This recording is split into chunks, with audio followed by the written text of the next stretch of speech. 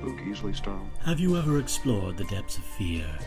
Have you ever wondered what depravity dwells within the imagination of a storyteller that prompts them to exhume horrors untold and expose those horrors to unsuspecting audiences? Some are repulsed, and some are shaken. However, there are those who are invigorated.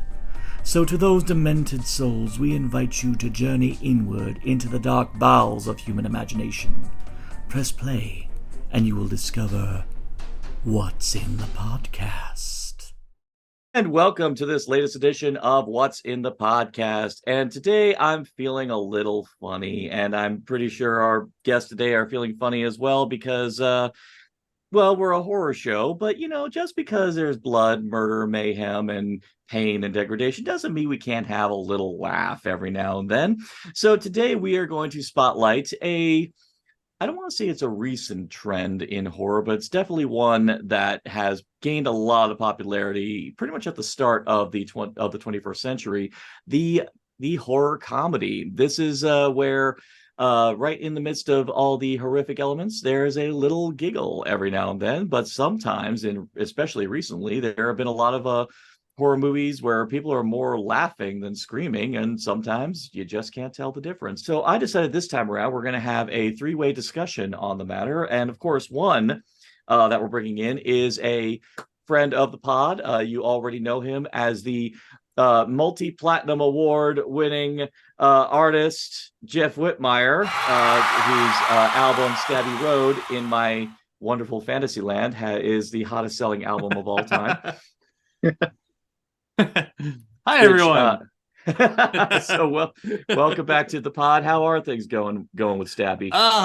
Things are good. Stabby did really well. I was really pleased with the response and everything that I heard, and got on a couple podcasts, couple radio shows, and now I'm starting work on the follow-up, which is direct to video. Oh, it's going direct to video, or is that it's called direct to video? Okay, the title is direct to video. Oh, please tell me you're going to do one based about things. I really want to do a thing song. I would love to do a thing song. But of course, you cannot have a triumvirate discussion and not have the try portion. So for that, we're bringing in a new friend, my friend Chris, whose TikTok handle is the Final Himbo. So welcome to the pod, Chris. Hello. This is actually my first time podcasting. So. Oh, really? Yeah. Wonderful. Thank you for allowing me to introduce you to this experience. See how I did not say bust your cherry? That would be awkward. That was great restraint there. That was yes. I am proud of myself. I'm proud of myself. Yeah, but one thing I will not restrain myself from, because it is a tradition of this particular podcast. Chris, since this is your first time on this show, you got to tell us, what is your origin story?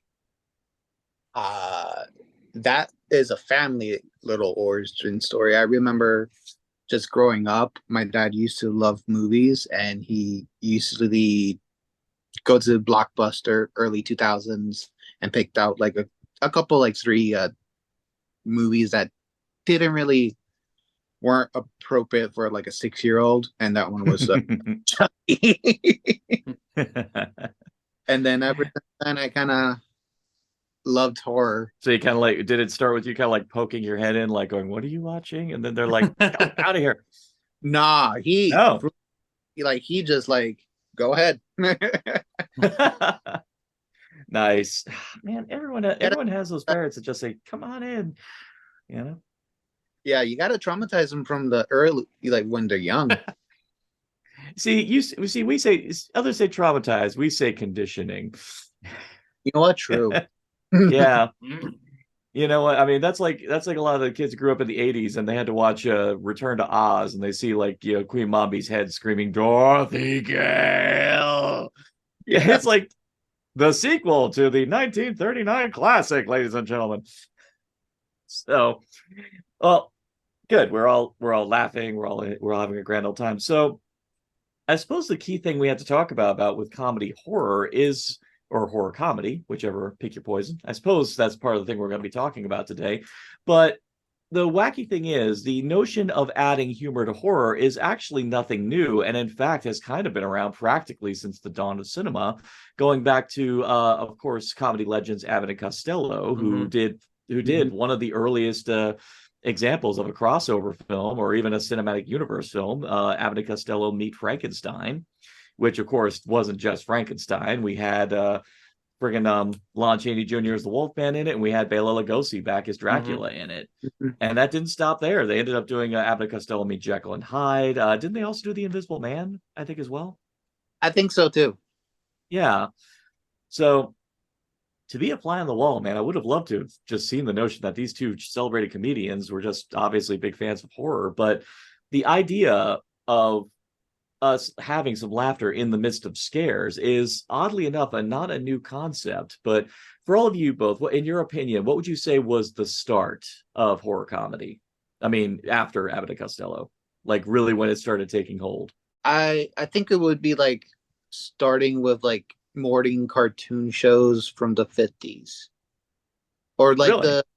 or like the midnight hosts, where they like Elvira or Vampira, Zachary the Cool Ghoul. Mm-hmm. And going off what you said, like the Munsters and the Addams Family, I mean, in a sense where they were essentially trying to merge horror and comedy elements.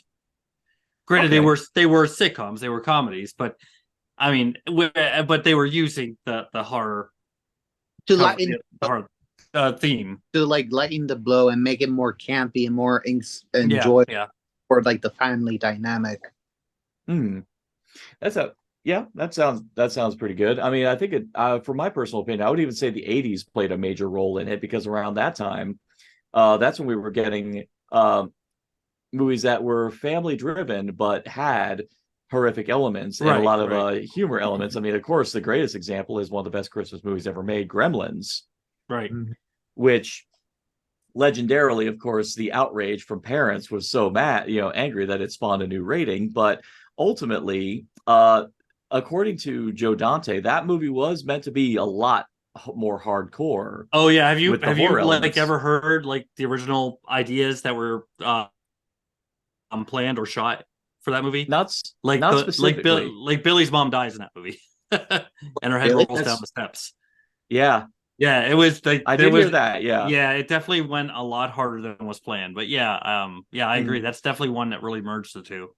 Yeah. Then what happened was Steven Spielberg, when he saw the Gizmo puppet, immediately chimed in saying, "No, you got to make Gizmo the hero, like the hero character, hero pet character." And the movie entirely changed because the dynamic between Billy and Gizmo changed, and it became more about a boy and his pet. I would like to say that I think he probably looked at it like, he's too cute to kill. Good. Well, so they had to make a Spike character, which was a lot easier to kill off at the end. Everyone says Spike. Actually, even Lynn said Spike. It's Stripe. Stripe. Oh, it's Stripe. Yeah. Why do I say Stripe? Yeah, everyone has Stripe. Ironically, that must be a Mandela effect kind of thing, where we're all ironically Mohawk in the second one would have been better suited to be called Stripe, because that was not a Mohawk. That was fins. Those are spiky fins. But anyway. So aside from that, but yeah, because of that very sage-like advice from Steven Spielberg, the whole tone of the movie changed. And because Joe Dante has a predilection towards Looney Tunes and the like, he ended up giving a lot more emphasis to the comedic elements, even though he regretted it in the making of the first film, because that whole segment in Dory's Tavern took about 3 weeks to film. And a lot of it was the crew coming up with wacky ideas and them making it happen. And inevitably, they filmed so much footage from that sequence that Joe Dante's like, I don't even know what I'm filming anymore. As opposed to Gremlins 2, where random fun fact I love about that is the song that's playing during that scene. The Madness song is from Michael Sambella, who also wrote the Maniac for Flashdance. Really? So he wrote Maniac for Flashdance, and if you're watching Gremlins, there's someone doing the whole Jennifer Beals Flashdance thing. I love it. But in the 80s, there was also a lot of horror films that happened to introduce elements of horror or elements of comedy in it, which were very unexpected. Actually, one off the top of my head, which kind of when I first saw it, I didn't know there was humor in it, was Reanimator. Oh yeah, yeah. Yeah, I see it. Mhm. Yeah, I mean, did you all have the same reaction? Did you know about the humor when you walked into Reanimator? No, Oh no, actually, no, no. last year was my first watch of the Reanimator, and I thought it was like gonna be a simple Frankenstein story, and then the elements of comedy kind of just surprised me.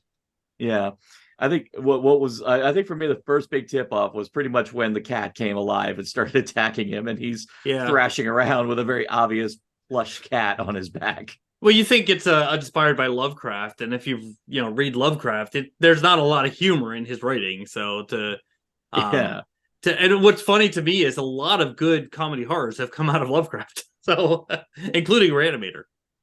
Suitable Yeah, Flesh. exactly. Suitable Flesh is Oh yeah. Lovecraft inspired, and yeah. Oh, the recent Suitable Flesh is way funnier than expected.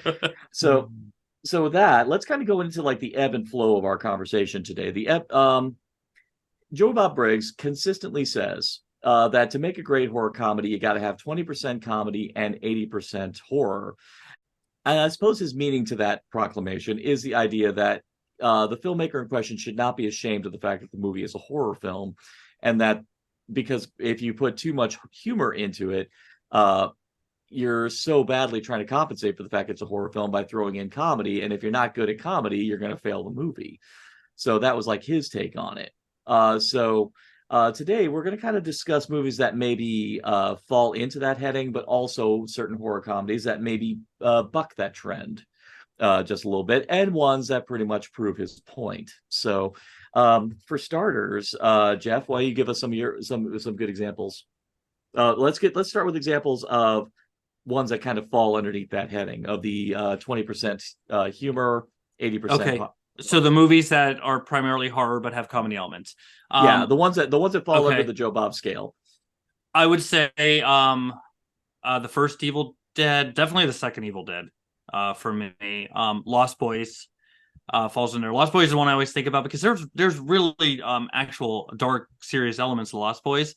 But when you bring in the Frog Brothers and all that humor and everything, it definitely lightens it. A big one from recent would be Housebound, which was shown on the last drive-in, which is more of a darker kind of what's set up to be a supernatural film. But I thought there were definitely comedy elements in it that's shown through. All right, Chris. Chris, what about you? I would say Five Nights at Freddy's. Yeah, actually, I was kind of impressed by how that the film actually did take itself a little bit more seriously. Usually, a video game-based movie tries to be a little more tongue-in-cheek, but fortunately, Blumhouse, being Blumhouse, still took the time to make that a serious horror film alongside making it a little funny. And then, funny enough, Megan as well falls in that. Oh yeah.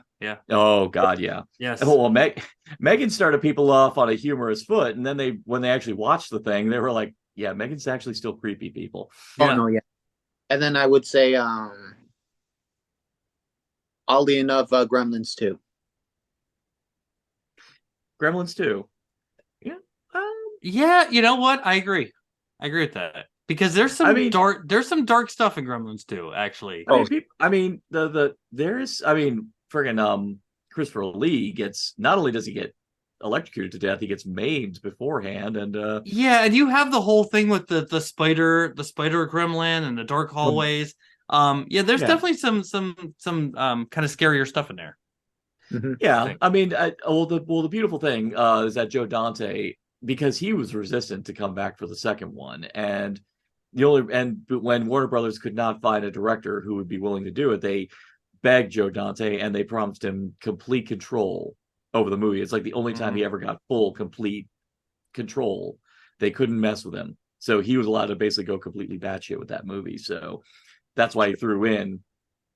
That's why he was still able to do the stuff that he did. I mean, I remember one thing as a kid that I was amazed was when Futterman's being attacked by the Bat Gremlin, and he gets a pretty nasty gash on his head as well. And I was like, God damn.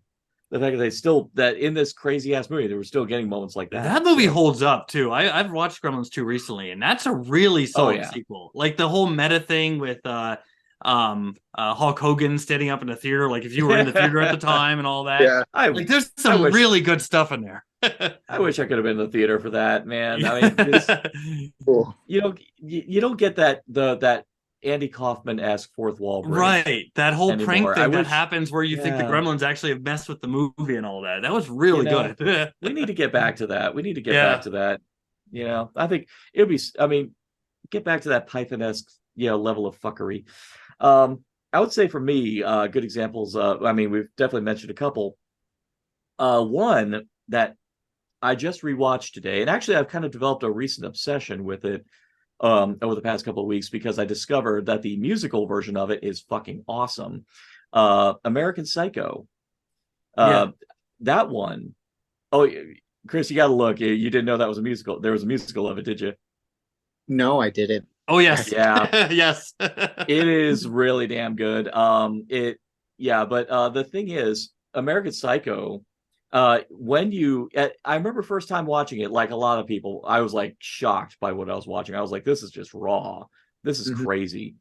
But then when you know the subtext and you know what they're gunning for, and you know why it's perfect that women directed and wrote the script for the movie, you realize, oh my God, this is what the book, every aspect of it is trying to say. And once you pick up on that subtext and you go back and watch the movie's fucking hilarious afterwards. All the stuff like he's saying when he's killing people, like the whole thing about explaining the nuances of Huey Lewis, like that's funny. That's really funny.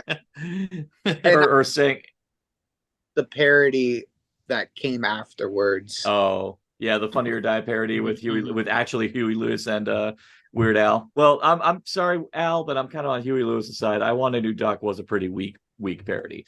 It was, but no, that one kind of surprised me upon revisiting that was as funny as it was. And then when I finally showed it to Lynn, who actually did attempt to read the book but had to put it down because they were so disgusted by it, that when I finally showed them the movie, they were laughing. They were laughing their butts off because they picked up on it. I definitely agree with you with The Lost Boys. Another one that, funny enough, Toby Hooper attempted to get this one.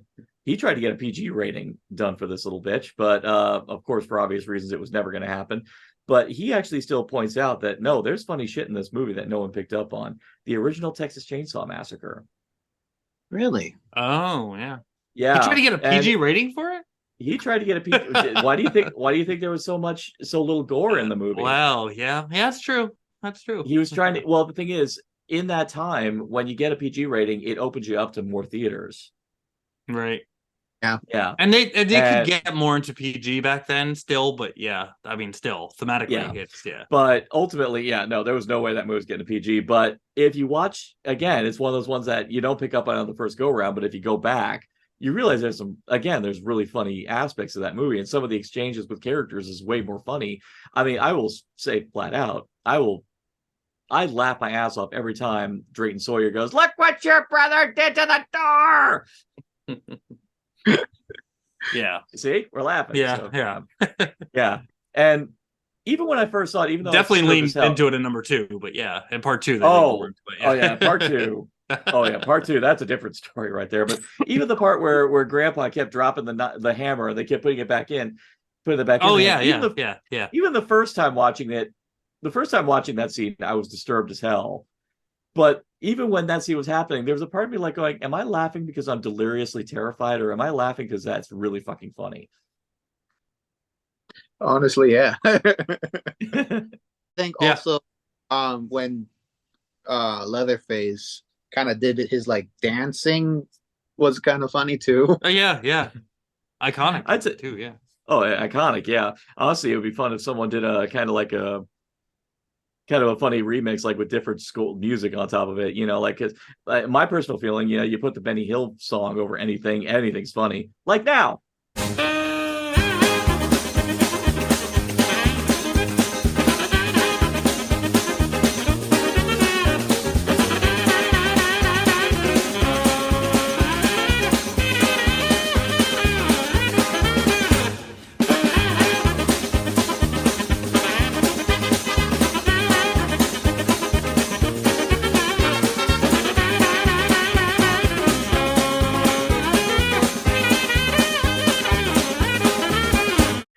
Hey, you know what? Doing that music over the red made the red wedding funny. So you know what? Anything's possible. Right. In that, so keeping in mind the 20%, 80% rule, what are some comedies, and we already kind of alluded to some, what are some comedies that kind of have wiggle room, that kind of lean into that, but still hold their merit as a horror film? I missed one, by the way, for the first one. Oh, really? Sorry. I should have said Arachnophobia, which I still think is 2080. Oh, yeah. Arachnophobia, I think, is legitimately a terrifying movie, especially if you are afraid of spiders. Legitimate, but the comedy elements are so spot on. It's one of my favorite horror comedies because it nails everything beautifully. Like, it's legitimately a scary movie, but with really good comedy elements. But yeah, that's a good one. No, actually, yeah, you're right. You're right. Let's backpedal on that because I do think we should reflect on that one. Chris, have you seen Arachnophobia? I haven't actually.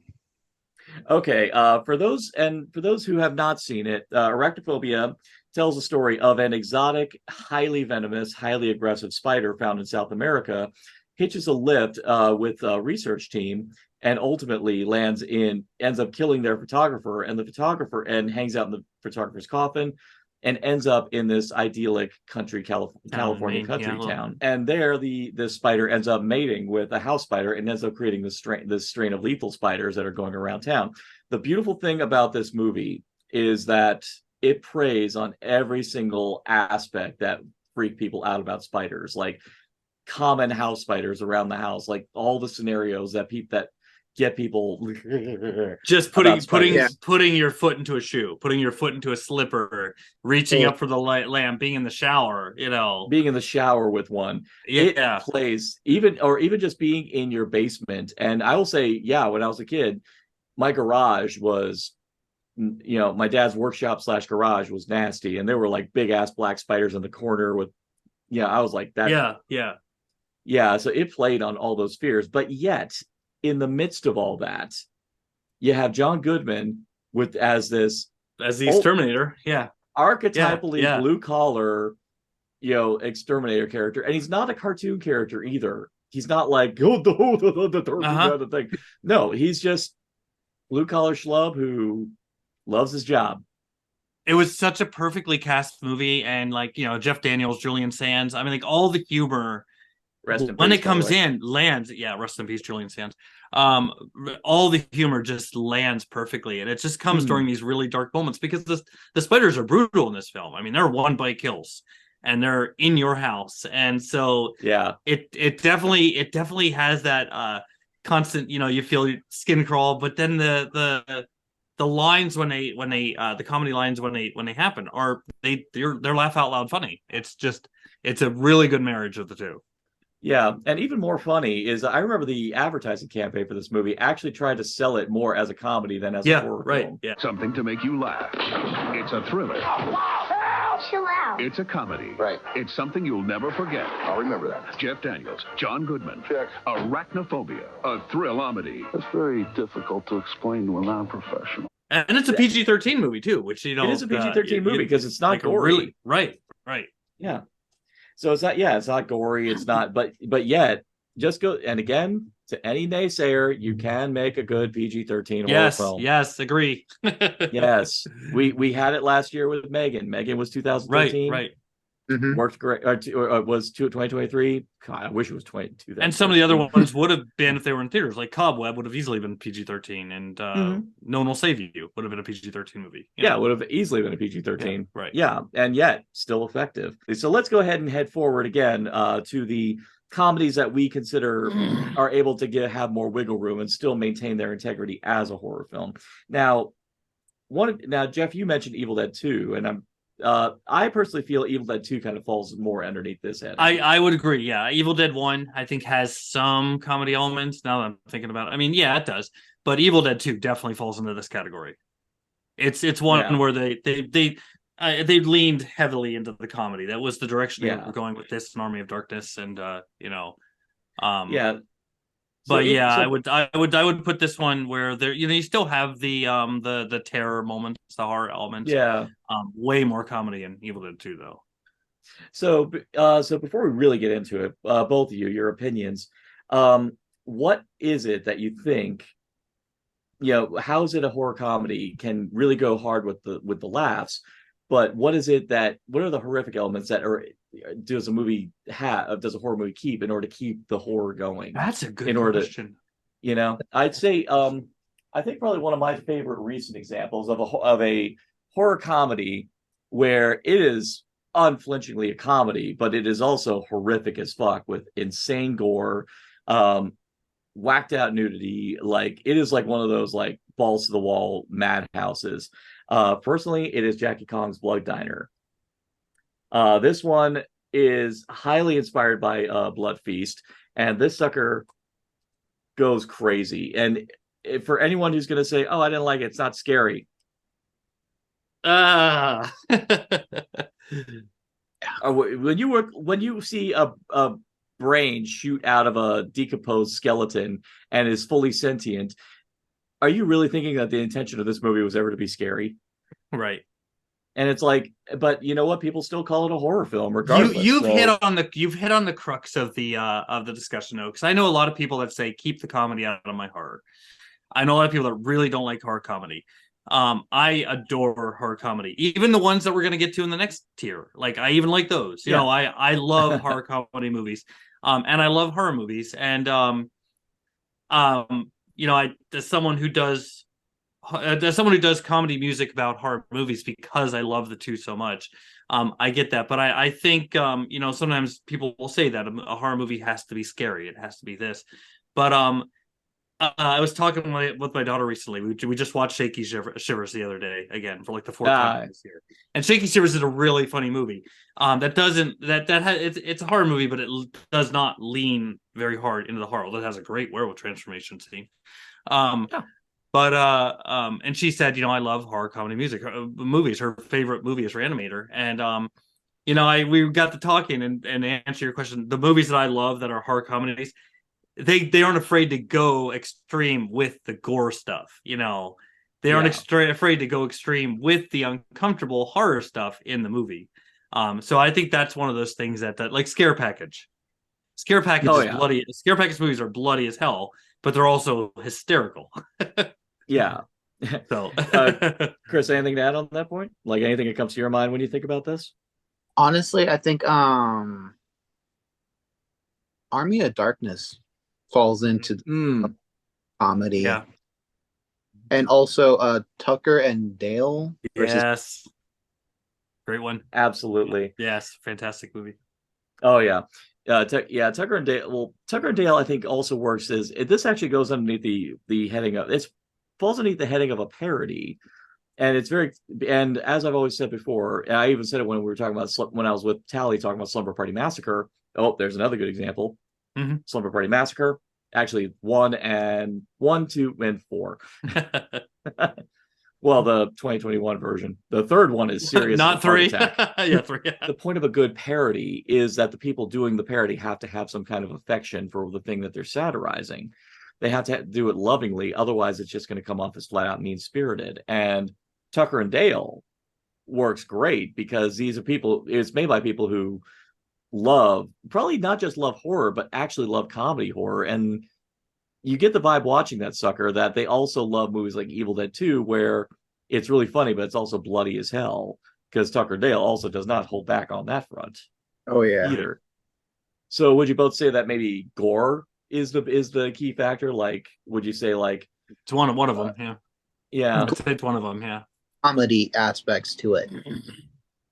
Yeah, like hardcore, like comedy gore, where sometimes it's almost absurd, like how crazy a movie gets with the gore, like to the point where you can't take it seriously anymore because you're like, there is no way the human body holds that much blood. Oh yeah. Over the top gore, which I think there's one person who is the king of over the top gore, who followed in the footsteps of Sam Raimi and who is now the celebrated Oscar-winning director. The only person who really made that into an art form is Peter Jackson. Peter Jackson. Yeah.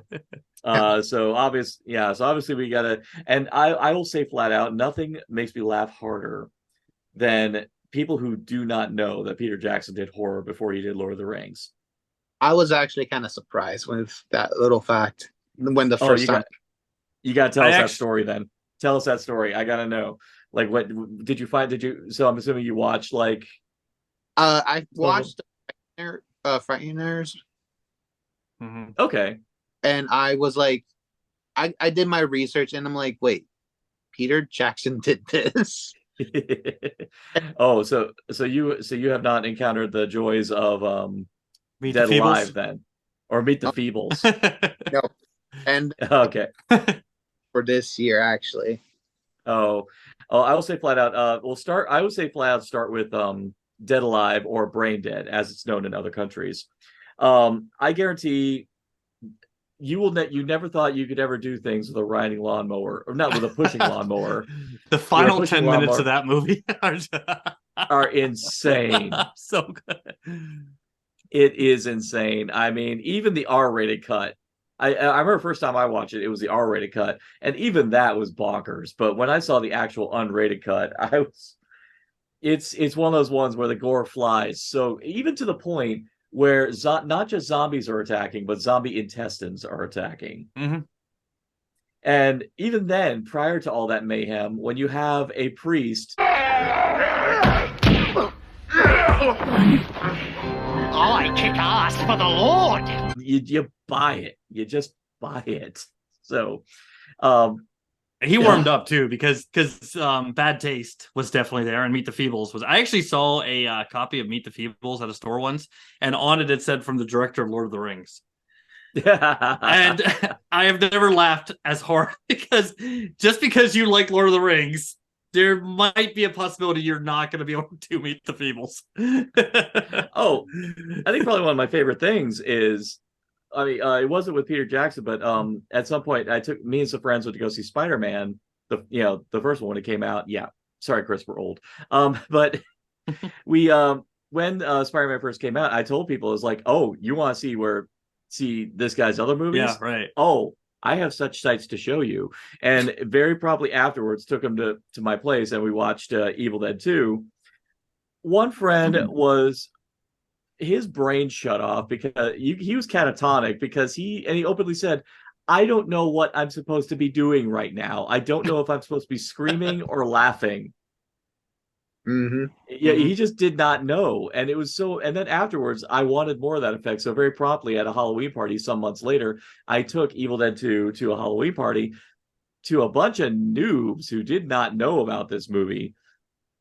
And same thing with Dead Alive. Mm-hmm. Both of them, I was like, I put that one in. And people were like, wait, he did this? Mm-hmm. Right. They were so floored. Evil Dead 2 is a good one to talk about, especially because of the transition from Evil Dead 1 to Evil Dead 2. Because Evil Dead 1, Sam Raimi, they meant to make that, as the blurb said, the ultimate experience in grueling terror. And unfortunately, but because of the production value, they weren't really able to make it as hardcore as they wanted it to. So they had to kind of lean harder into the camp in order to, make it work. Well, that's actually kind of why the 2013 remake was absolutely 100% like no joking around on that one, because Sam Raimi openly said they wanted to make that one the movie that they tried to make, but right. They couldn't. Yeah. So that's what that happened. But anyway, the point I'm leading into here is then he went into Evil Dead 2. He had more money and had more freedom to do more crazy things. Well, another one that kind of follows suit, but much to everyone's dismay, and we already alluded to it kind of, but is Texas Chainsaw Massacre 2. All right, so the first big question, I mean, when you watched it, when you first originally approached it, did you know that it was going to be a comedy first and foremost? No. No. No, okay, I got to hear your stories then. Tell me your reactions when you first watched it. It kind of just had that like computer screen moment, like froze, like, what am I watching? And Jeff, what about you? My experience with TCM2 was, I vividly remember my brother had a VHS of it, and I would sneak into his room to watch it, and thinking I was unlocking some deep dark secret. And I actually think I saw 2 before 1, because even in the early 80s, everyone talked about Texas Chainsaw Massacre and what a horrifying movie this was. And I think I saw 2 first, and I popped it in, and I was stunned. I was really surprised because and I love 2. I've gone back to 2 so many times. It is so campy. The whole thing with Dennis Hopper doing the whole trying to compare the getting the chainsaws and and the whole chainsaw chopping scene, and of course Bill Moseley just going for it as Chop Top. It's just I wasn't expecting it, but I've gone back to 2 so many times. It's definitely one of my comfort movies, if you can believe it. Oh, it's absolutely. Actually, back on YouTube for our series Comfort Flicks, that was like the very first horror comfort flicks that we tackled, because it is. It's funny. You watch Texas Chainsaw Massacre, the original, for the artistry, the legit terror, the atmosphere. Just is a legitimately intense, wild movie. But then you go into 2. But if you're gonna say like, I just want a fun time, you're gonna watch the second one first and foremost. Oh yeah. Wacky thing for me, mine was kind of a different thing. I watched the first one first because the Bravo 100 Scariest Movie Moments list pretty much said you got to watch it, and then I did. Right. And it's, as I say with pride, it's one of the 5 that freaked me out when I first saw it. And because that one was such a almost revelatory experience, I avoided the second one. I actually avoided all the rest of them like the plague, because I was a slave to the tomatoes, and I didn't want to tarnish anything, and I was so skeptical. It wasn't until I saw the documentary Electric Boogaloo, which tells the whole story of Cannon Films, the production company that produced Texas Chainsaw 2. They made a 3-picture deal with Tobe Hooper because, of course, they're like, dude, it's Tobe Hooper, the guy Texas Chainsaw, Poltergeist, this guy. He's one of the few people at Cannon were one of the few intelligent people who didn't believe the bullshit that Spielberg directed Poltergeist. Mm-hmm. Right. Bullshit. So, but one of the aspects of the deal that they had with Tobe Hooper is that that Tobe Hooper had to deliver a Texas Chainsaw 2, and Tobe Hooper knew that was lightning in a bottle. You're not going to recreate it again. But because Tobe Hooper was granted so much artistic freedom from Cannon, he said, I'm just going to make this a balls out I'm just going to make this a ridiculous go nuts comedy. And he didn't tell them. And Menachem Golan and the people at Cannon were mortified when they saw the dailies and saw that they were going for hardcore humor. And it's still gory. I mean, it still has gore. Yeah. They're only seen in the car. The guy gets his head chopped off. It's like, even the actual like promotions themselves were just a rip from the Breakfast Club. Yeah. The ad campaign. I mean, there was posters of this really good one of Leatherface sawing through a door, and it's a good poster. But the one that got mass distributed was this splash page of the entire Sawyer family, including the corpse of Nubbins, the hitchhiker, all done breakfast story style, or Breakfast Club style. Breakfast Story. That's a movie I would never want to watch. That's a boring idea. Breakfast Story. Now, if it's breakfast where it turns out he's a cannibal, then that's a story I want to see. But then again, I love my cannibals. So, but from the juxtaposition from Texas Chainsaw to Texas Chainsaw 2, I mean, do you feel that? I mean, I think we kind of tickled on this idea, but would you say that there's any room, because they're tonally polar opposite? Would we say that there's no need to compare them to which one's the better one, or do you just feel one's better depending on what mood you're in? For me personally, I think it's heavy based on mood. Yeah. Because both alone are very ingenious on their own rights. And it's like, if you want to laugh more, go with the second one. If you want the like aesthetically artistry type of thing behind it, go with the first one. Mm-hmm. Before we kind of depart from this aspect of it, let's actually focus on one key aspect of comedy. Much like horror, comedy is indeed subjective. Horror and comedy are the two. I think the reason why horror and comedy go well together is because both of them are pretty much enslaved to the audience. I mean, I know so many people who love Adam Sandler and can't stand Monty Python, who or then you got other people who love Wes Anderson and detest, Big Mama's House. Yeah, so it hits home the idea that humor is entirely subjective and that there's no consistency as to what legitimately works. Same goes with horror in terms of what scares. So I suppose the aspect of this conversation I kind of veered to want to go to for the both of you, what specifically is it that you look for in a great horror comedy? For me, it is keeping with the horror spirit in some form or another, but also finding clever ways to be funny while still very clearly being horrific. For one example, you talked about how humor is subjective. One of my favorite horror comedies of all time I watched last year, and it shot to the top of the list, and that's When the Screaming Starts. And it's a British film about a guy who wants to start a serial killer family. He wants to start a murder family, like a Manson type thing. It is batshit funny. It is one of the funniest things I've ever watched. Very British humor, tongue in cheek, but it is so funny. But at the corpse of it all, and there is especially one very horrific scene in it. So I think that's what I look for. Something that's going to make me laugh, but it's also going to still make me go, ooh. Those touches are still there where you still have the gore, you still have the tension. And I always said too, I'm a sucker for heart. Most of my favorite horror comedies have some heart in them. At the end, you're like, oh, and I love that. So, yeah, I think a good recent example of that would be It's a Wonderful Knife. Yeah, yes. Yeah, big one. Really big good one. example of a lot of that. I actually kind of got choked up at the tail end when Bernie could remember, and I was like, oh, he remembers. Mm-hmm. So yeah, Chris, what about you? I think it's all about timing. Mm-hmm. When the jokes land and when it kind of just you tell something funny, it lays off the pressure, and then bam, horror aspect comes and gets you, and it rises you up a little bit. I think some Jordan Peele movies tend to have that nice little, whereas the pacing is nice, and he attacks you with the comedy, makes you laugh, surprise the horror aspect. Yeah, I'll say when I saw Us, I was actually impressed. I mean, the advertisements focused hard on the horror aspect of it.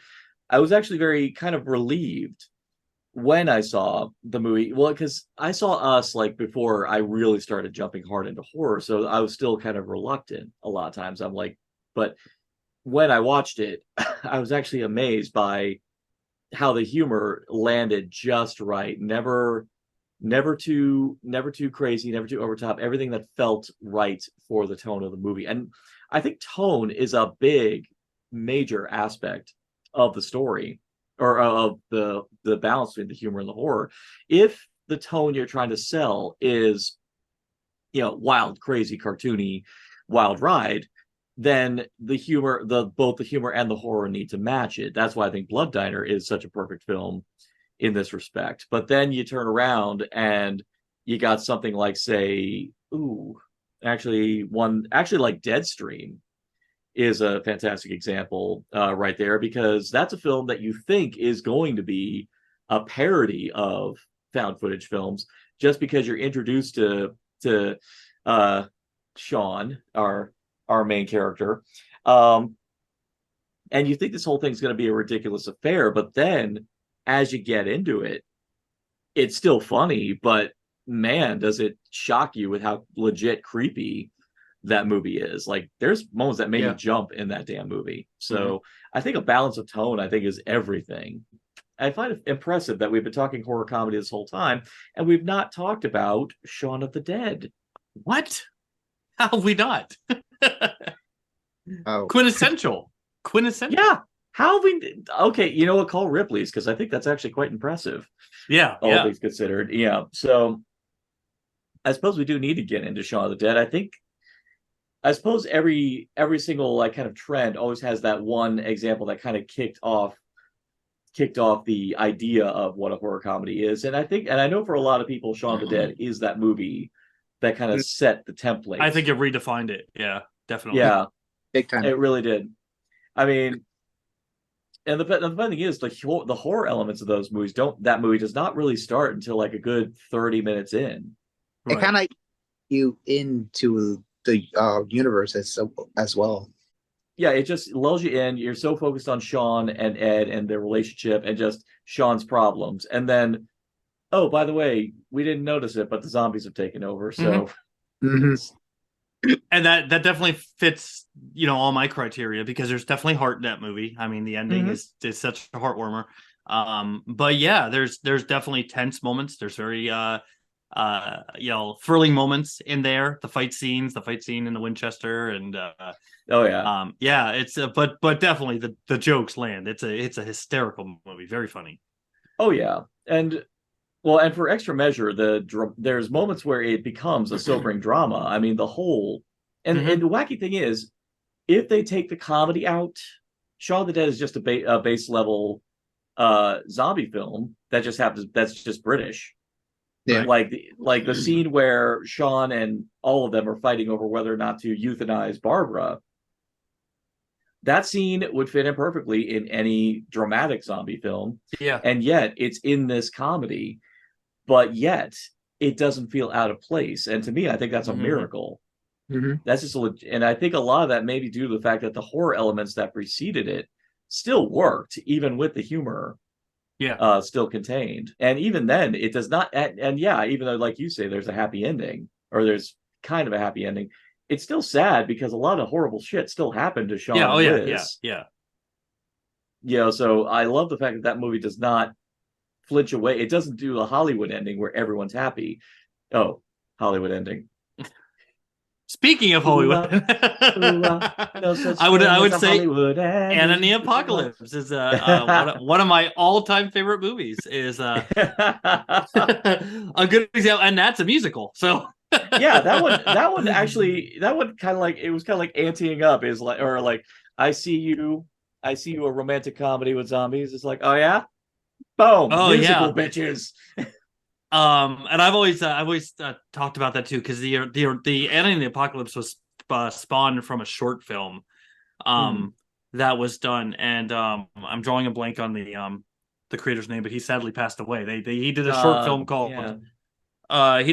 film called Zombie Musical, and they were going to make it into a Anna and the Apocalypse. Ryan McHenry, okay. And they were going to make Anna and the Apocalypse, and then he passed away while they were making it, and then John McPhail came in to direct it. But definitely you could see where they did, also British, a bit Scottish, but you can see where they wore the Shaun of the Dead homages on their sleeves. Oh, definitely. Absolutely. Well, I mean, the whole song "Beautiful Day," that's entirely taken from the famous one shot. I'm sad that whole sequence was not. I'm sad they didn't do a musical sequence in one shot, but for the tech aspects, they were going for them. But I always defend. I will stand on this hill. Like, Anna and the Apocalypse is a horror movie because there's horrifying moments in there. There's definitely, it gets the gore in there. It gets the thrilling stuff. But it's also a rousing musical, and dang, there's a lot of heart at the end of that one. It's not afraid to go dramatic at the end, and Yeah. I mean, I would flat out say that thing does not hold back. Actually, I would say that one has a darker ending than Shaun of the Dead, because the three surviving characters are the ones who pretty much have lost the most. All of them have actually experienced real horror. Right. I mean, you have Nick, who actually had to euthanize his dad, while his dad's like saying, "Be a man." I mean, Steph, her parents are pretty much abandoned her. Abandon her. And you have Anna, who's lost her wanted dad. to leave. Lost her dad, lost her best friend. Spoiler, sorry. Yeah, sorry for this. Sorry for the spoiler, but it's a podcast, people. You're always going to be spoiled. But Chris, I mean, what was your take on Anna and the Apocalypse? Did you ever catch that one? I have, actually. Like I said, it blends perfectly, and I was actually kind of surprised with the musical aspects to it. It was kind of just catchy. But yeah, you guys are right that the ending kind of gets to you. Yeah. Now, what's funny is that there's two cuts of the movie. In the international release cut, they have like a happy-go-lucky. Oh, there's 3 cuts. Yeah, there's 3 cuts. Well, the first cut I saw had kind of like a happy, hopeful underscore of a Hollywood ending underneath it. But then the version that ended up on Shudder for the holidays, that one, there's no closing number, nothing, just Anna in the car, and then just just very somber. It adds the extra song for Savage to make Savage seem really dark, which is not in the American version. Which side are you on? That's actually only on the version that's now on Shudder. It wasn't on the American version. Yeah, you can imagine my surprise when I saw that, and I was like, "What the fuck? It's not even on the soundtrack." No, it's not. Yeah. So with all that said, with everything that we've talked about and everything we've happily reflected on, what's the time when the humor goes way too far? When's the point when it's like, why are you even bothering being a horror film? There's this one movie called Zombievers. Okay, that one actually averted my gaze, but I've always been meaning to pull the trigger on that. So that one just is that. I mean, I actually love that movie. I love Zombievers. All right, let's precede this. Let's precede this for everybody listening. We are not saying that these are movies that you can't love. These are films that you can enjoy. But are you enjoying them more as a comedy or as a horror film? That's where we're taking this. So that's where we're going. So okay, Zombievers, go. I enjoy it as a comedy, not so much as a horror, because the horror element was there, but I just enjoyed more the comedy aspect because it is like it's one of those movies that is so bad yet so good at the same time. Yeah, it's like a satire. It's more of a satire kind of thing. Yeah. This kind of goes down into the path that me and Natalie had when we talked about, is there such a thing as bad horror?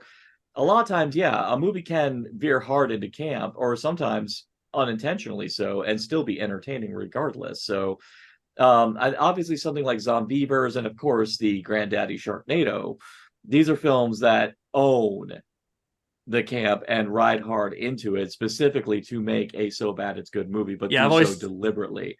Yeah, I've said the movies that know what they are tend to be the best ones when they do that, They tend to be, but there are some times where they tend to get a little full of themselves and they end up just not working either as a horror or as a comedy, in terms, like, basically, if you're going to be a comedy and your jokes suck, then that's going to be a problem in and of itself.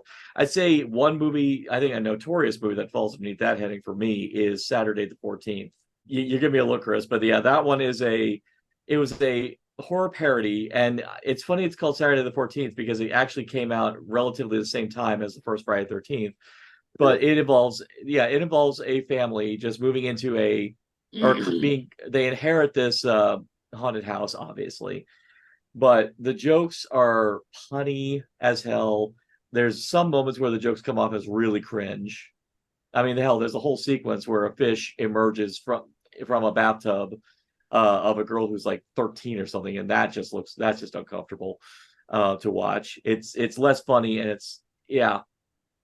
that's one where they're trying to be a comedy first and foremost, but the jokes just do not land, and the horror elements. 5-6 years old when that came out, and I remember like Jeffrey Tambor and the commercials and everything. Yeah, I still remember the commercials for that film though. That's what's weird. But I definitely that was rough. Yeah. So what about you, Jeff? So I can think of one that's a prime example of a film that I absolutely loved, again from last year. And this one, people came back to me on this when I raved about it. But I stand by it. Summoning Sylvia last year is a fantastic movie. Probably one of the most fun times I had watching a movie last year. And the premise is set up that a group of gay men go to an abandoned house to do a seance for the one's for his bachelor party. He's about to get married, and they're going to do a seance and contact the spirit of someone named Sylvia who allegedly killed her son. So that's set up like a horror, but the horror elements are very, very minimal. It's a straight up comedy with an occasional little splurt of horror here and there. But that said, I mean, I definitely recommend the film. It's one of the funniest things I've seen. But that's one where it's definitely sold as kind of a horror comedy, but it's pretty much a straight up comedy. Yeah. Yeah, I think I would say another one that I think we all have to address because it's not just a random release. It's not an asylum film. It's actually a chapter from a beloved horror franchise. I love it. I love it regardless, but I understand why everyone doesn't. Freddy's Dead, The Final Nightmare. Oh, yeah. Yeah. Yeah. I love every single fiber of that movie. I think it's utterly dumb. And as a Freddy resolution, I can understand people are pissed about it. But ultimately for me, I would love to talk with Rachel Talalay to find out precisely what the creative process was in developing this film. But I can understand why people are pissed about that movie. I mean, because there's something, because you think about Freddy Krueger, you think of Nightmare on Elm Street, you think of the start of the Nightmare on Elm Street franchise, and that first movie is one of the greats in terms of like horror. And what's funny about Freddy Krueger is that it's kind of a downward trickle leading to this point. It's really kind of a slow progression. But I will say this though, Freddy's Dead, I think, just after Dream Child, which had the humor, but there was still little moments of darkness and teeny moments of darkness in that sucker. Freddy's Dead just freaking full blown jumps off the damn cliff. When you got Freddy Krueger, the first time you see Freddy in the movie, he's riding in on a broom going, "I'll get you, my pretty, I got a little soul too." I was like, the whole video game thing. The video game thing is, and ultimately, I think you're pretty much going to be slave to people who just enjoy a comedy. And if you think the jokes are funny, it lands. Funny enough, that was the first Freddy film I saw, and I was like in elementary school at the time. Your first Freddy film was Freddy's Dead? Really? Yeah. Wow. Yeah. And I'm gonna say this: it's actually not a bad Freddy film to introduce Freddy to your kids to. It's true. Because apart from just a couple of F-bombs, it's not gory. I mean, Carlos's head explosion, as awesome as that, I'll still maintain it's one of the best head explosions in horror history. It's not a bloody viscera head explosion. His head explodes like a party balloon. And a lot of the dark aspects that it alludes to are they don't balls out say. Like, I forget, Tracy, the character Tracy, that one, they allude to the fact that her character was molested by her dad. They allude to it. Yeah. But they don't show any scenes of actual unpleasant touching. And the one time you get it, she beats the shit out of what she thinks is her dad. But that's the one. Sure, as if you're a Freddy fan, I can understand if you're pissed about that movie. But I would say if you're a kid, if you have a kid and you want to introduce your kid to horror, that's not a bad one.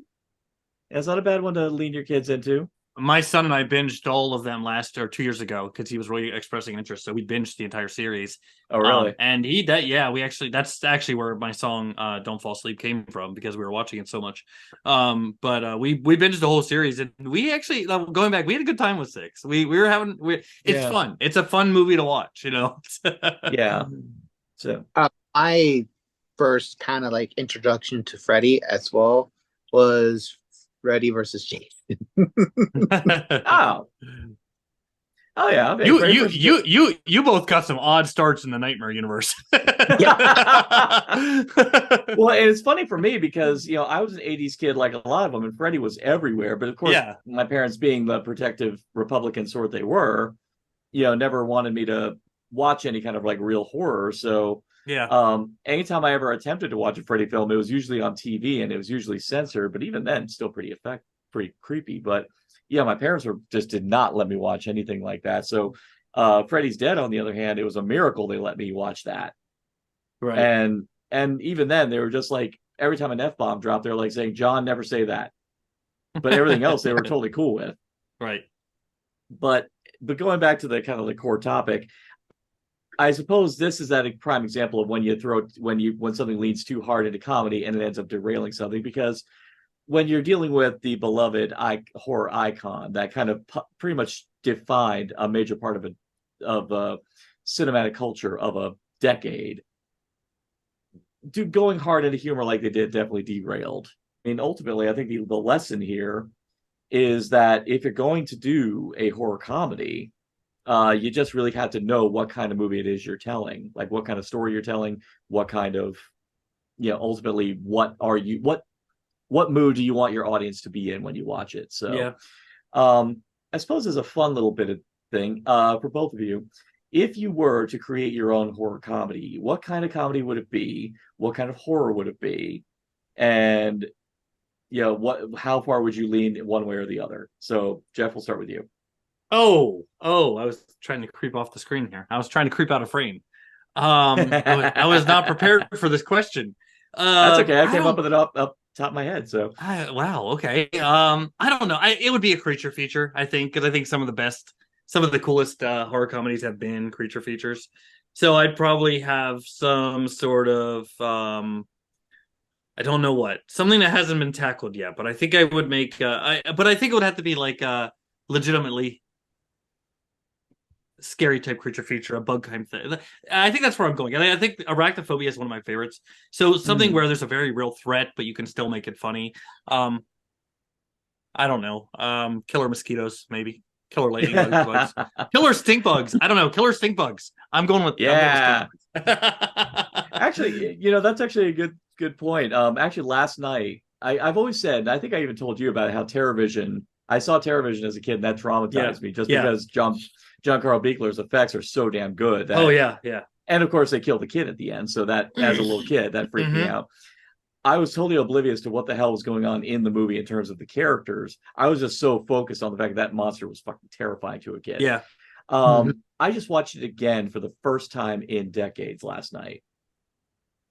That movie took a completely different turn for me. Yeah, now that movie's hilarious. I went ridiculous. The same trajectory on that one. I remember being like really uneasy about like the previews and the trailers about that and the movie when I was a kid, and then watching it back, it's like, what? So I guess I remember it. So that kind of leads into. So would you say if you made a creature feature horror comedy, would it be like TerrorVision? Yeah, maybe something along those lines. Yeah. Okay, Chris, what about you? Honestly, I think I would be like in the parody route with just making fun of the whole like horror genre in general, like Tucker Dale, all of them. Okay. For I myself, actually, I'm kind of trying to develop a couple of them right now. I really love as we alluded to with Jordan Peele earlier, I love the notion of having actual humor into it, but never derailing the horror. I would actually go full slasher, but I would like to throw in some very odd circumstances surrounding it. Actually, for I myself, one particular archetype of horror I love is cannibals, principally because it's always interesting to me. I always find cannibalism an interesting horror element if you throw in a satirical side to it. So for me, I like it when, of course, Texas Chainsaw Massacre 2 did the cannibalism angle really well, but I like it when it's like the kind of people who can get away with doing it like on a regular basis. So maybe a horror comedy where you find out that people like the wealthy elite are kidnapping and eating people, and it's like a full-blown satire. So it's dark comedy, but it's also a hardcore satire about something actually like kind of real. So for me, that's the route I would go to principally. So that's me. Nice.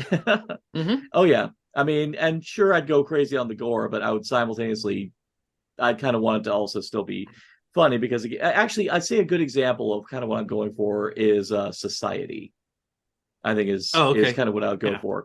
Yeah, Society is a really funny film, but there's, of course, we have the shunting is like the ultimate example of some people watch it, they laugh their ass off, like I myself, but then you have other people who watch it and are just utterly disgusted. One day I want to like spring that on a bunch of friends and see how they react to the shunting. But that's kind of what the route I want to go towards, where use comedy as a rope-a-dope, where you distract them with one and then you boom hit them with the other. Yeah. So honestly, that's kind of the reason why I love movies like Texas Chainsaw Massacre 2 is there's horror elements to it. Well, actually, or even movies like American Psycho or The Lost Boys as well, where it's a horror movie, bona fide, but it's still funny. And it's a lot of times when you're, especially nowadays, the great thing about The Lost Boys, people are laughing about how 80s it is. I'm sure, Chris, when you first saw it, I'm sure that was your thought, like going, "Oh my God, that is a one greasy saxophone player." But while you're distracted by that, there's some pretty damn creepy sequences of the vampires swooping down and picking people off, like vultures. Yeah, and I remember when I saw it back in the 80s as a kid, like on television, again edited for television, and again sneaking past my parents and see me watching it. I remember I didn't think about the 80s and stuff because it was the 80s. But I was still creeped out. But so all the sequences of just the flying and just those sequences where they're swooping down. And then seeing their actual vampire faces. Fuck me up. Mm-hmm. Fuck me up hard. And now you watch it. And the music's creepy. Like there's really I love the music in that movie, but the music is really sold as horror. And very exactly intense, very, very chilling. But but there's great. You definitely feel like Joel Schumacher wasn't thinking about this as anything more than just we're making a modern vampire film. He probably didn't think about the fact that he's living in an age that has a very obvious shelf life. And though the humor is still there, you still have great lines like, you're a mom, you're a bloodsucker. I'm still going to tell mom on you, or even the fact that the movie ends on a great freaking twist joke where you find out that the grandfather knew about it the whole damn time. Whole damn vampires. So to wrap up, let's go ahead and do our just go do a cliche list and just give us your top 5 horror comedy sequences. What are the funniest moments in comedy horror for each of you? So Jeff, you go first. Oh dang! The top. Actually, 5. no. Actually, you know what? You start first last time. So Chris, you go first this time. Okay. That dance sequence from Megan. That was rent free. Oh yeah. I would say the maggots on the Lost Boys. Oh yeah, you're eating maggots. My favorite line from Zombievers, where it was a perfect bookending shot where they're driving and they saw a deer, and then the other guy's like, "Oh, you saw the deer?" "Yeah, I saw the deer." And then I think one of the main characters, and I'm like, "You saw that girl?" "Yeah, I saw that girl." Yeah. I think the TV one from Freddy's Dead. Oh, the when he sucks him into the video game. Okay. Mm-hmm. All right. Now we're playing with power. And for those who don't know, those younger ones watching, now we're playing with power was the slogan of Nintendo. All right. You just dated us, John. I'll date you anytime, honey. Freddy versus Jason. Welcome to my nightmare, bitch. Oh yeah. Oh yeah. Oh right at the tail end when she lops his head off. Mm-hmm. All right. Okay. I actually wish they would have kept the line in there. There was a line in there where one of the Kelly Rowland's character said, "Freddy versus Jason, place your bets." I wish they would have kept that in. It was in the trailer. It was, it is a known fact. Sometimes they shoot shit specifically for the trailer, and that was that was one line they shot specifically for the trailer. Oh, okay. I remember it being like in the deleted scenes or something. But yeah, okay. All right. Okay. I'm stalling. You're stalling. Okay. All right. Okay. I can go. No, I got this. Arachnophobia, I would have to say John Goodman versus the spider on the deck scene. There's so much good, but where he's trying to spray the spider and he finally just steps on it. He's like, "Yeah, that's right. I'm bad. I'm bad. I'm bad. I love that." So we're doing moments from horror comedy. Top 5, top 5 funniest, best horror comedy moments for you. The ones that define horror comedy for you. I would say It's a Beautiful Day from End in the Apocalypse. The whole song, Yeah. I think is a perfect marriage of all my favorite things: music, horror, and comedy. The end of One Cut of the Dead. Just yeah. I mean, it's not necessarily a comedy moment, but the whole, how, I'm not going to spoil it if you haven't seen it, but how One Cut of the Yeah. Dead wraps up is just a glorious moment. Perfect way to end a horror comedy. Joyous, just pure joy. Just triumphant. The wood chipper and Tucker and Dale. I think the brilliance of the wood chipper is, I think I credit has to go to the DOP on that. I think the DOP and the way they choreograph that, where very clearly the actor stops at the tree and they throw the dummy into it. Like they do it in one brilliant fluid motion and it works. It's because Tucker and Dale just subverts expectations at every turn, and that's to me the pinnacle of that movie, where everything you think is going to happen is not happening. I love it. All right, that was 3, right? Was that 3? That was 4. That was 4. Okay, so you got one more to go. That was 4. All right. Lawnmower scene, Dead Alive. You're pure, simple, easy. Honorable mention, I would say most of the lines in Summoning Sylvia. And again, I can't stress this enough. I know it's still not on streaming. It's still like on Stars or something.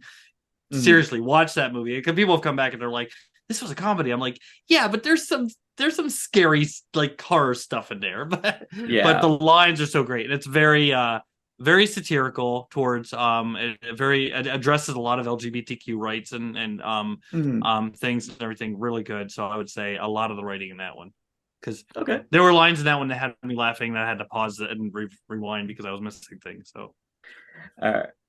Okay, so I guess we're all eyes are on me now. So let's go ahead and break this down. An honorable mention I have to, because I can't do one moment from this movie, and it is horror to me. And I know a lot of people would agree with me. Pretty much everything from What We Do in the Shadows. Oh, like there is not a single bad joke. But actually, no. Here's what I'm going to do. There's one sequence which is hilarious, but is also really well done in terms of horror. And that is the scene when they lure Nick to the house, and right when they're about to get, but basically the camera's following Nick as he's trying to get out of the house, and we're running into like a shit ton of great gags, but we're also running into some legit creepy bits. Right. I mean, of course, he's going through the door, he sees the cat with Vladislav's head on it, and then there's another part where she slams the door and they're ramming, and it just goes, fuck off. That's funny. But then all of a sudden Deacon comes in from his backpack, and that was creepy. And then just the camera turns, and you don't know if you're going to run into something really funny or you're going to run into something actually that's kind of creepy as well. And it actually ends on a great jump scare where he gets out of the house, but then Pater gets him like right at the tail end of it. So I think that sequence perfectly encapsulates what's so brilliant about What We Do in the Shadows in terms of its understanding of the horror genre, but also being really fucking funny. Yeah. So okay, fuck it. It's not honorable mention. I'm making that my 5. I'm making that my number 5. Okay. All right. Number 5. You make the rules. You came up with it. I made the rules. That is entirely fine. Number 4, Blood Diner. In the midst of the chaos of that entire movie, there's just one sequence that is entirely gratuitous. It could be completely cut out of it, and the movie loses nothing, except for the fact that it goes so long, and the longer it goes, the funnier it gets every time. Is a sequence where one of the brothers, Georgie, I keep forgetting his name. His name's George. I think it's Georgie.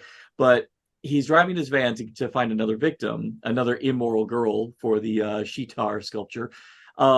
He sees a biker on the side of the road whose bike broke down, and he's like a big, burly dude. And for no reason whatsoever, he decides to run him over. And that's like, dude, what the hell? And it's like, he looks at his rearview mirror. The guy gets up and dusts himself off like it's nothing. And he gets pissed. And then he backs over him. And he's like, yeah, I got him this time. Sees the fort, he gets up again. And he's like, what the hell? He does this 5 or 6 times where he just keeps backing over him so many times, and he's still not dead. Still just keeps going. And the scene contributes nothing to the proceedings, but it's still fucking funny. All right. Number 3. Why is this not available on streaming, John? Why are you selling this movie that's not available on streaming? It's available on Vestron Video in a wonderful Blu-ray container. Oh, okay. Support physical media. Exactly. Yeah. See, yeah, he says to his physical media collection, it's upside down. It's upside down, but Yes, yes, in a beautiful yes. Vestron collection. All right. See, now I want to watch it, but oh, you absolutely need to watch it. We'll say Texas Chainsaw Massacre 2, just for one line that just freaking kills me every time I hear it, so much so that it makes me want to cosplay Drayton Sawyer so that way I can say the line. Because I can also do the voice so damn well, it's kind of thing like that. Oh my God. Where right when shit's hitting the fan with Stretch, she's at the dinner table. Des Hopper comes in, and it's one of my favorite lines of all time. Busts in and he says, "What the hell's going on here? How dare you go in?" He goes, "I'm the Lord of the Harvest," and he says, "What's that? Some new health food bunch?" That line. Here, Des Hopper's being all biblical and I'm here to take your shit down, and he's just like. And Drayton is 20 steps behind him, still trying to figure out, this guy's standing up here. It's Des Hopper standing up there with a chainsaw, very clearly looking to take you down. And you're still you working for those health food bug people? That was so good. That was awesome. Thank you very much. Thank you very much. Anyone listening, if you want me for voiceovers, I am fully available. Actually, funny enough, for all of our talk about Shaun of the Dead, we've never actually talked about the one key sequence, which I think is probably the one that sums up the brilliance of Edgar Wright not only as a comedy director, but as a filmmaker, is the first moment right after their hangover or right after their bender that night. And Shaun opens up the gate, and in one beautiful, actually even better is that it's a recreation of this one single take shot that they do at the beginning where it's just Shaun going through his day. Mm-hmm. But then the next morning, all hell's broken loose, and Shaun is so hungover and so fucked up in the head that he can't tell. That he's not even, he's totally oblivious to what's going on around him. And the fact that we are recreating that same single shot mm-hmm. and going through the same thing. And Shaun, and the more shit's going on around him, and zombies are all over the place, and the fact that Shaun is still not paying attention to what's going on, even to the point where he slips in blood at his local shop, at his nearby shop, and is still not even thinking about what's going on around him. And even the fact that the zombie approaches him, he's like, "Oh, no, I don't got any change." The fact that all that goes on around him and he's still oblivious is immediately that told me this movie is going to be on another level. But not only that Edgar Wright's going to be a filmmaker to look out for in the future. But my number one, it's Evil Dead 2, but specifically when Ash's hand beats the hell out of him. Yeah. The whole sequence where Ash's hand gets possessed and it beats the ever-loving shit out of him. Principally because by this point, fortunately, the movie's already established to already be completely crazy and absolutely nuts. I mean, the whole bit with Linda's head is already hilarious. So you already know that you're in for a comedy. But then right when that whole bit happens, and we're seeing Bruce Campbell, and again with the low budget, even though the film has a better budget than the first one, it's still low budget. So we're still watching Bruce Campbell smashing plates over his head, flipping himself, and all of this. King of physical comedy right there. I mean, it's just watching Bruce Campbell engage in some pretty damn amazing physical acting, which I'm pretty sure left some bruises, and it's all on camera, and it's great. And then it all culminates in the hand. God knows how the hand has anything resembling a POV, but the fact that it actually sees a cleaver down the way, and then is and the fact that the hand also has a voice going, Yeah. and the fact that they very wisely let that linger. That, and again, I saw Evil Dead 2 during that time when I was liking horror, but I wasn't in love with it. That was one of those scenes that made me realize there's something going on in horror that I need to pay attention to. So yeah, that's it. That's my top right there. All right. I think we definitely hit that home for everyone at home. If you have any other horror comedies that you feel averted our gaze that we did not mention, definitely please mention in the comment section. And so with that, let's do our socials. So first things first, Jeff, tell us where we can find you and where they can acquire your opus, Stabby Road. Yes, you can find me on Twitter at Jeff Whitmire1, and on YouTube, Jeff Whitmire 47 is where I upload all my music videos. But Stabby Road, my first horror comedy album, is available on my Bandcamp page, which is jeffwhitmire.bandcamp.com.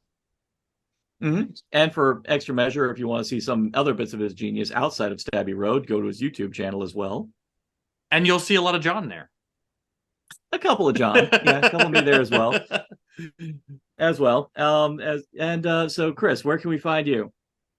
You can find me at the Final Himbo on Instagram, Twitter, and YouTube.